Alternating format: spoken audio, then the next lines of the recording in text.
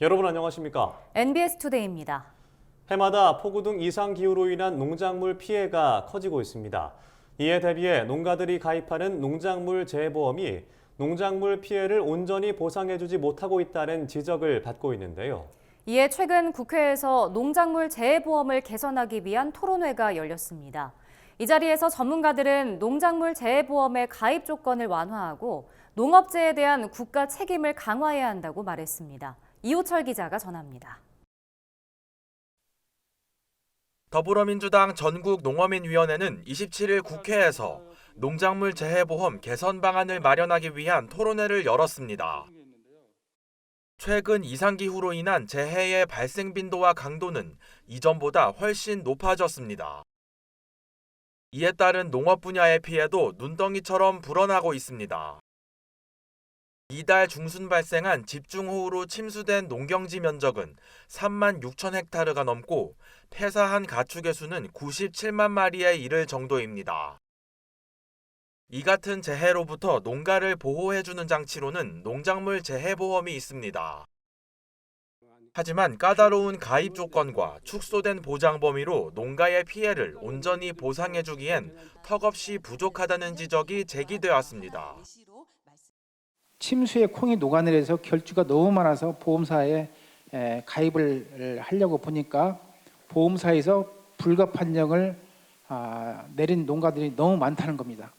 본인도 사실은 3만 평 중에서 약 80%가 물에 잠기고 농사를 올해 완전히 망쳐가지고 빚을 얻어야만이 살 수 있는 그런 환경에 처해 있습니다.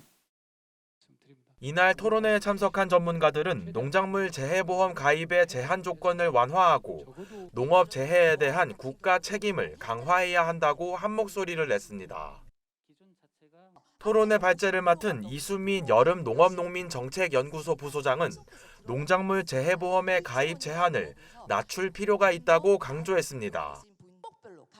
이 부소장은 보험 가입 품목이 지역마다 제각각인 점을 개선하고 레드향의 열과 피해 등 기후변화에 따른 피해도 보상받을 수 있도록 해야 한다고 말했습니다.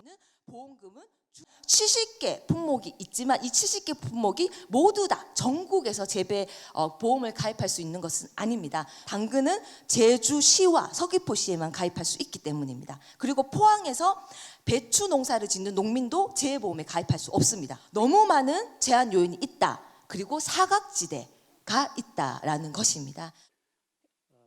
보험 개선과 함께 직접적인 정부 지원 확대 등 국가 책임을 강화해야 한다는 주장도 이어졌습니다.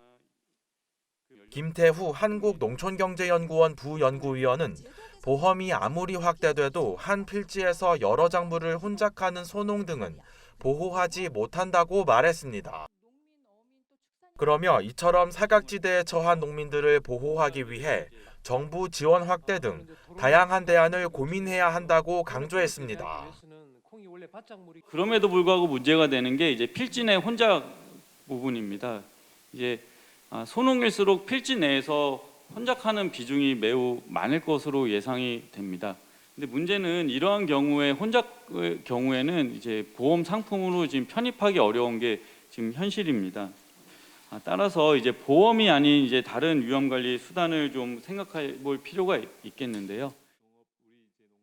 이날 토론회에 참석한 농림축산식품부 관계자는 농작물 재해보험을 개선하기 위해 재해보험 대상 품목을 확대하는 등 정부 차원의 노력을 이어나가겠다고 밝혔습니다.